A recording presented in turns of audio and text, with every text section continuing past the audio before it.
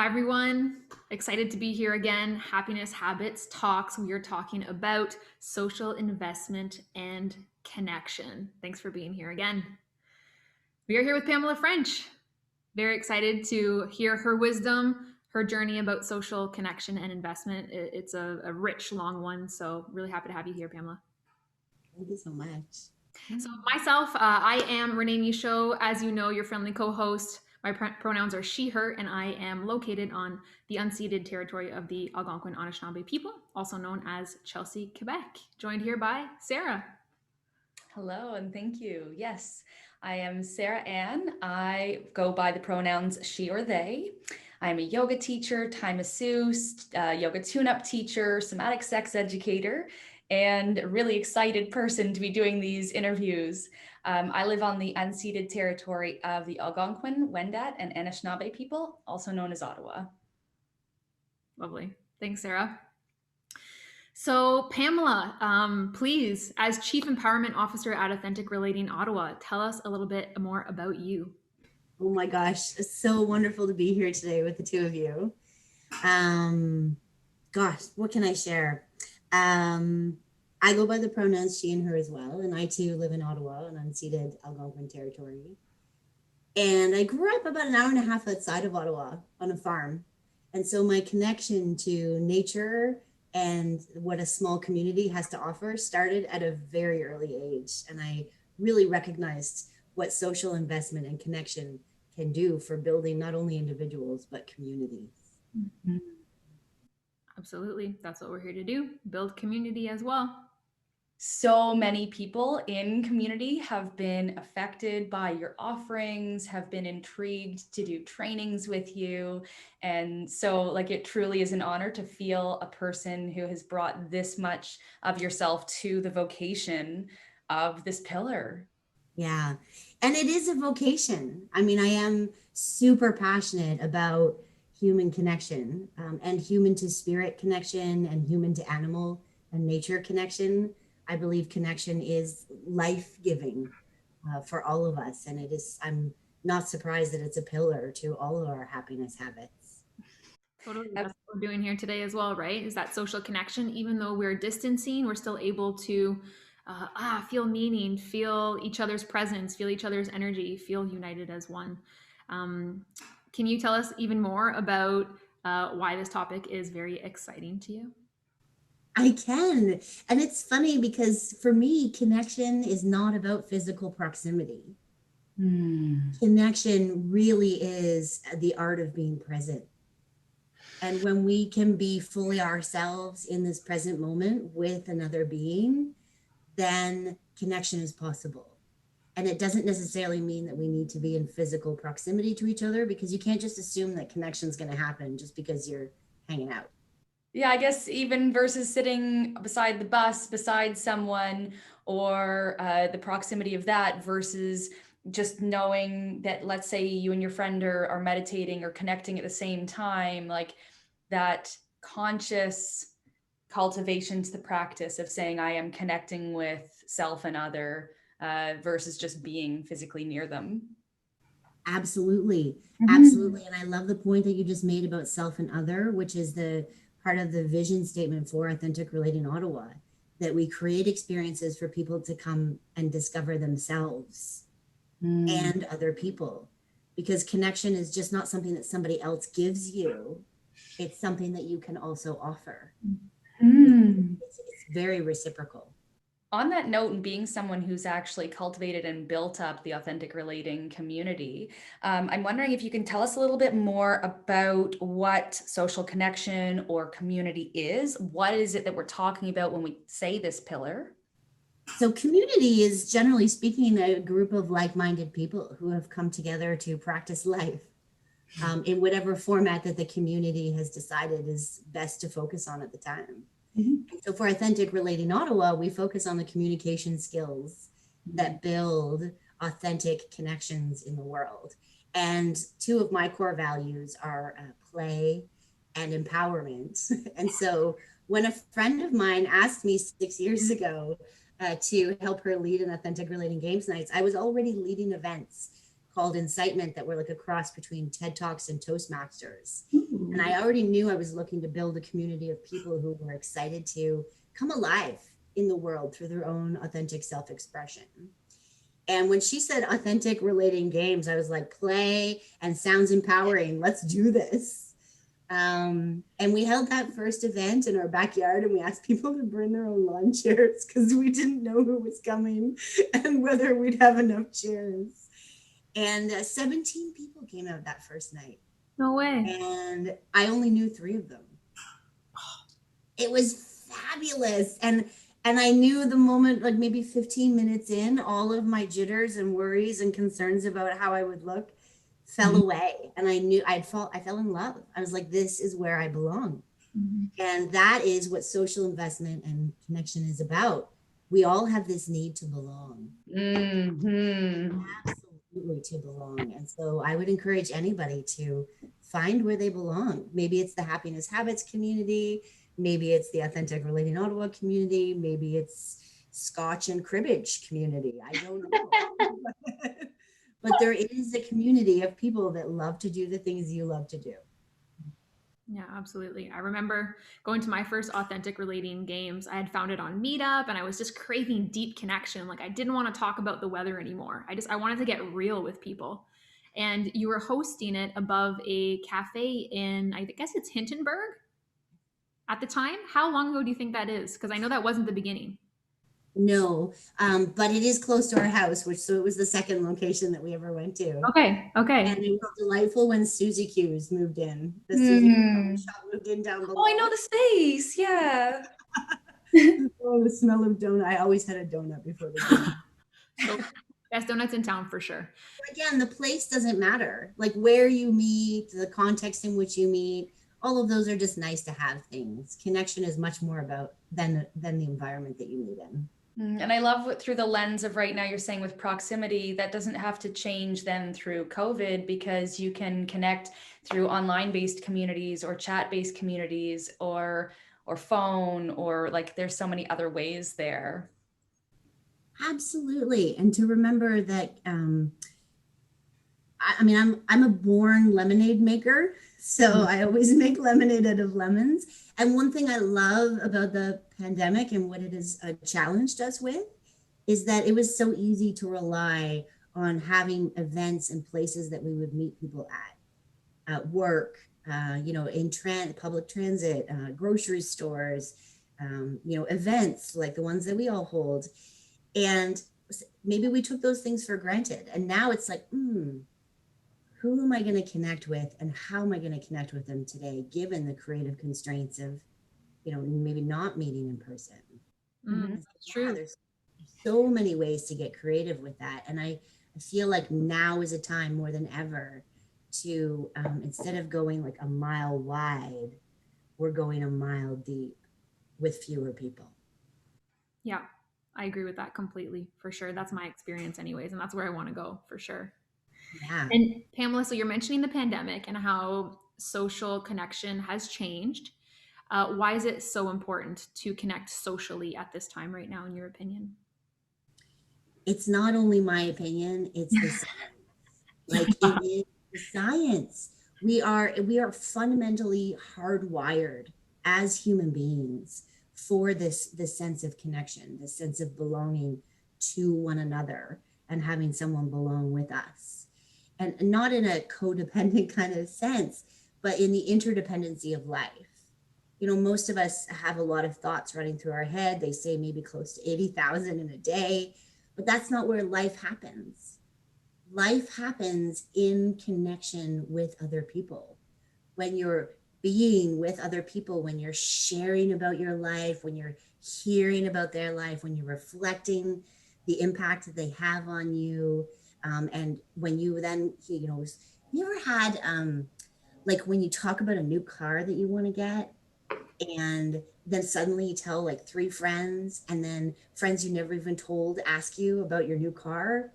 It's like, that's where life happens. It happens in the sharing with each other. I love Absolutely. that. Yeah. It's a good reminder too, when we're stuck in our heads. That's a nice mantra of wait, that's not where life is. Come back out to other people and to the present moment. I like that a lot. Yeah, I think Brene Brown's phrase is that it happens on the court. Like the court of our lives is in connection with other people. And the science I wanted to mention behind connection is by far people recover from disease faster when they feel connected to other people. It strengthens our immune system, uh, lengthens our life expectancy. Like literally, our bodies crave connection for their health and well-being. Mm-hmm. Lower levels of anxiety and depression for people who report that they feel connected to at least 3 people that they can confide in and share their authentic selves, be who they are without masks. I love that framing. It is so important to have those core people that we can sort of unmask and share our full selves with. And I'm thinking, like, personally, more than ever, if you talk about that cultivation, I don't know why it's really coming to mind those studies of like whether or not the failure to thrive in young infancy, that even with all the other needs that we think people get met, the food, the water, the shelter, the sleep, but without social investment, without some sense of community and connection, human minds will turn off whole aspects of themselves to be seen. So even though we're in a state at the moment of needing to be safe and needing to have to guide ourselves in today's modern world with hand washing and protection, you know, breaking through that barrier, recognizing the benefits in ourselves, to cultivating space where we can regularly be seen and validated and have connection with others. I'm wondering if you have any tips to bring to someone who may be encountering barriers of isolation at the moment, to reframe to them to see hope in reaching out. Absolutely. Absolutely. And I do want to say that my heart goes out to these feelings of isolation that many of us are dealing with. Um, because I mean, I live alone, but I do live in a house that has other apartments in it. And so I do get to see the other tenants. And so that is helpful for me, extremely helpful to have some human contact now that we're in a state where we're supposed to limit our interaction to our own household. I can only imagine that connection feels further and further away for some people.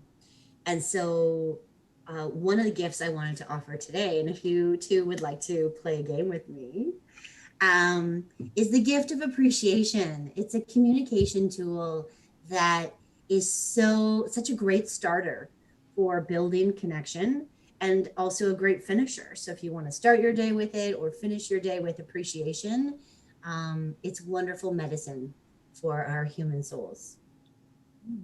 Yeah, I'd love to do that now with you. Yay! So this is comes from the nonviolent communication methodology. It's not my own, but I do love sharing it. And we can put a link to it in the show notes. NVC by Marshall B. Rosenberg, I believe. Yeah, Okay. absolutely. And so it's a 3-step process. So if you're watching and you have a pen and paper, feel free to take notes. The first step is to just observe what actions or behaviors or maybe words have come to you from somebody else. So let's say maybe your mom called you instead of you calling her one day. That would be an action. Your mom called. And then notice how you feel in this moment, thinking about your mom having called you. And then connect with the needs that have been met as a result of this action that they've shared. So those are the 3 steps. Observe what action or behavior that the person took that made your life more wonderful in some way. To feel into how you feel now as a result of those actions or behaviors having been taken. And then to understand what needs that you have that have been met. And then to formulate all of that together in an appreciation that you'll share with that person. cool. You want to give it a try? Absolutely. Okay. Yay. Lovely. Pamela, I noticed that you put so much thought and care into bringing your wisdom to this call. And I feel like you've taken this invitation wholeheartedly and seriously and with enthusiasm. And that for me meets a need of feeling um, valued for the work that I'm doing, that Sarah and I are both doing and we're all doing together. So thank you for showing up in that way. You're welcome. Yes, thank you, Pamela.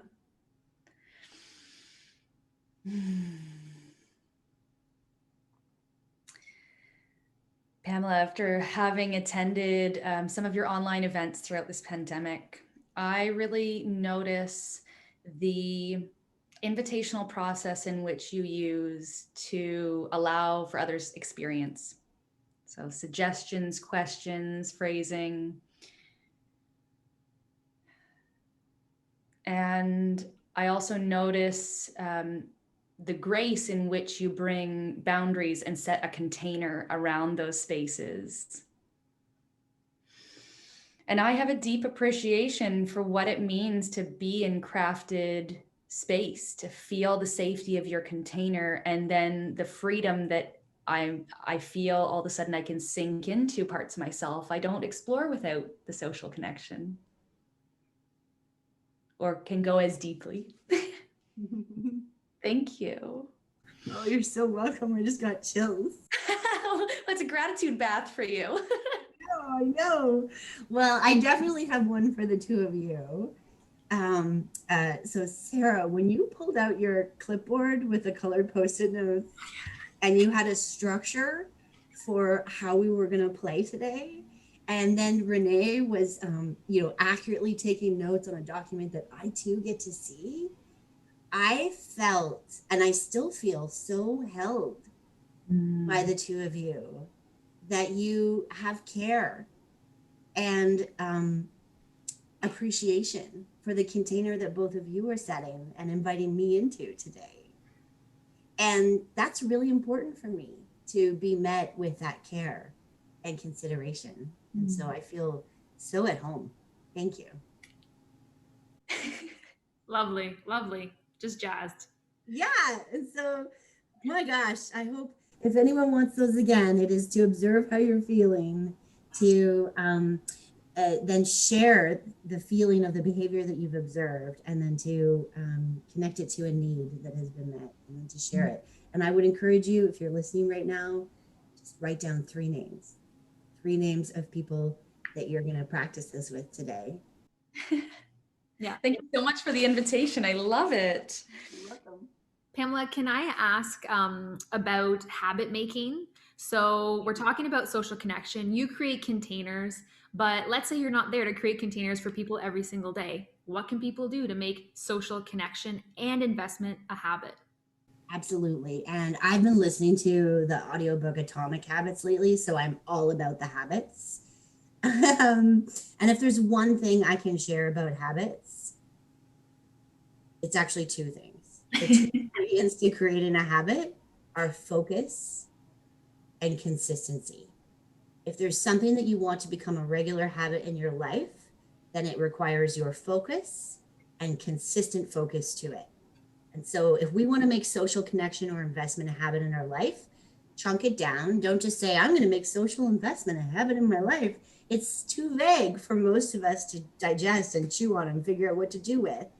So pick something like this appreciation formula that I've just shared with you, and write the formula down, maybe put it on your mirror or your fridge or somewhere where you're going to see it very often, and make a commitment to yourself that you're going to share an appreciation every day with somebody, maybe even yourself. Pamela, what gets in the way of people doing this? Like, this is such an amazing practice. I imagine that, like, look how great we feel after having shared these 3 things with each other. Like, why are people not doing this, in your opinion? Well, I think there's 2 things. I think one, it's very easy for us to do what's familiar and comfortable. So if this is not familiar to you, you're probably not going to, just take the initiative to make it familiar unless you do it in community with others and be accountable to somebody else for it. And the other thing is that's kind of why I created the edgy edition of Authentic Relating Games, for people to have a space to play where they're going to know that they're going to be in unfamiliar and uncomfortable territory. But the uncomfortable territory or the unfamiliarness is where we grow. And I think the beauty of social investment and connection is that we can't help but grow. I mean, we're evolving human beings, whether we want to be or not. Some of us evolve into the same incarnation every day, and some of us want to show up as something different. And so it takes a lot. It takes a lot of force to be a part of your own change.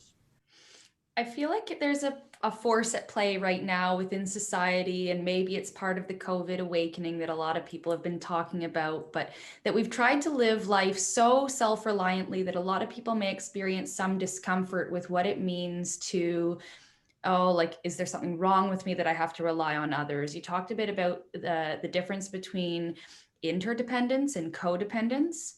And so what I've personally loved with, let's say, Authentic Relating Games or Edgy Edition was the structure and was the time constraint.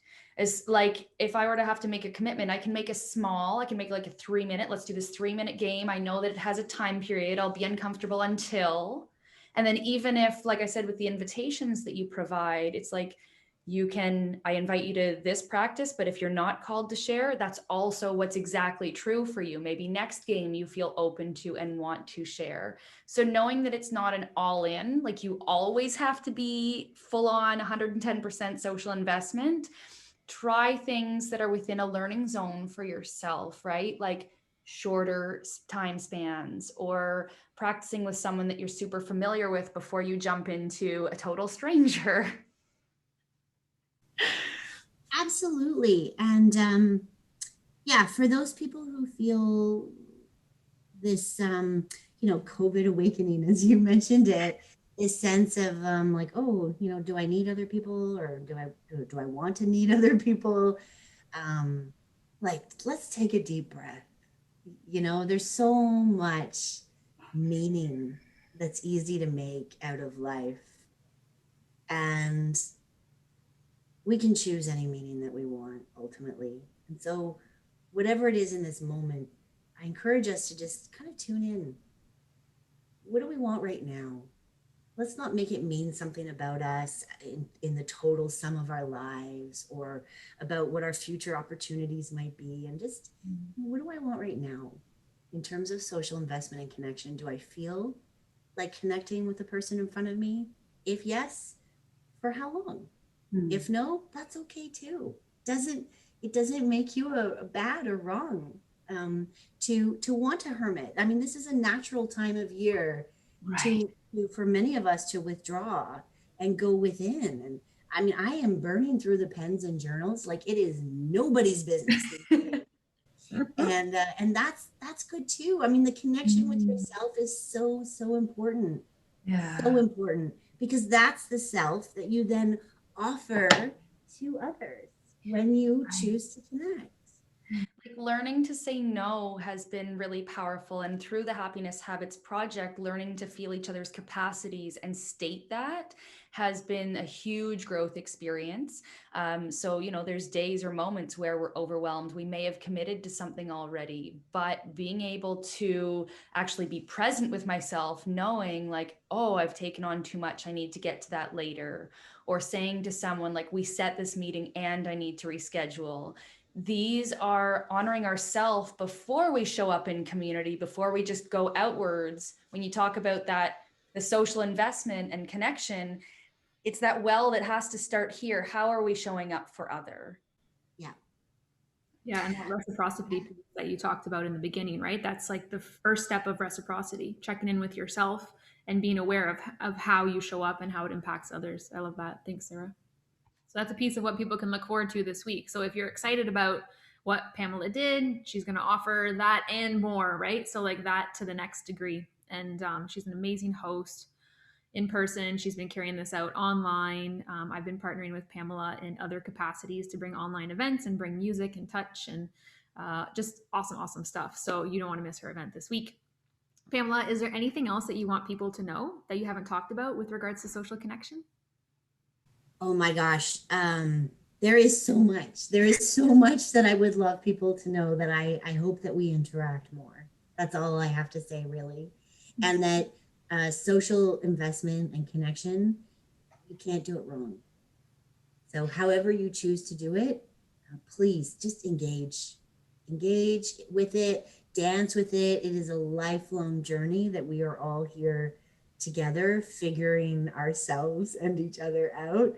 And so if you feel called to bring that playful spirit to it, play has certainly benefited me in my life. And so I offer that to everyone here as well, to approach it with there's nothing wrong, and exactly as you are and exactly as you are not is welcome here.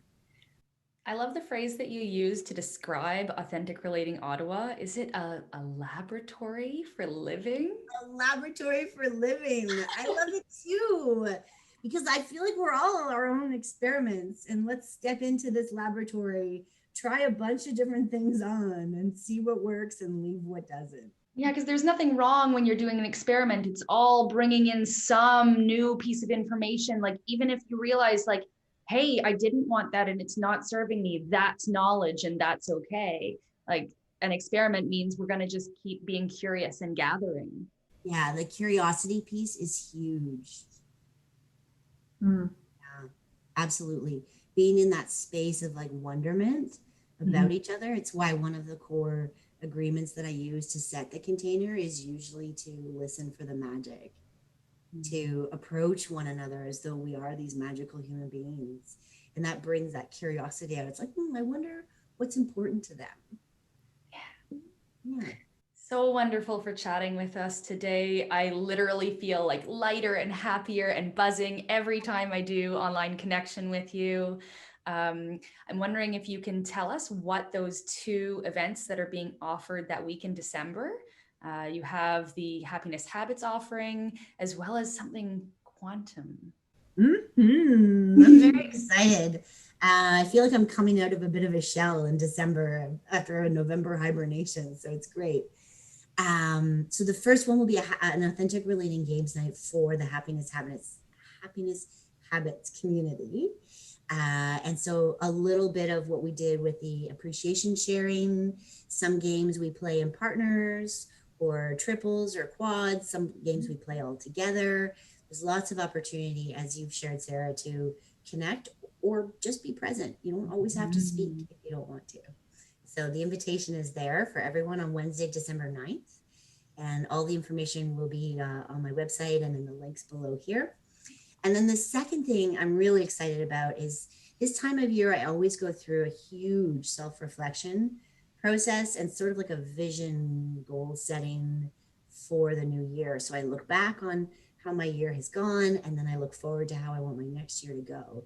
And so in December, from the 7th to the 12th online, I will be sharing some of my favorite quantum questions for self-reflection and going through the process with anyone who cares to join. So you can find me on Facebook or Instagram at Authentic Relating Ottawa, or sign up on the arottawa.ca website and get the whole package by email. That sounds fun. Yes. Yeah, I'm excited. Quantum questions. Cool. Pamela, thank you so much for being here, for bringing your spirit, your joy, your playfulness, your wisdom to this space, to this community. It's a pleasure to be part of your neighborhood. And yeah, big thanks. Thank you. Thank you both. Thank you so much. If you want to continue to know more information, you can either follow Pamela or our Facebook page at Happiness Habit 613. And we're also on Instagram at Happiness Habit 613. I thank you and literally every person who's been part of this project so far, who's witnessed it, who's staying curious and willing to invite in new practices despite all the muck and mire around us. Yeah. Thank you all. Thank you. Stay happy, everyone.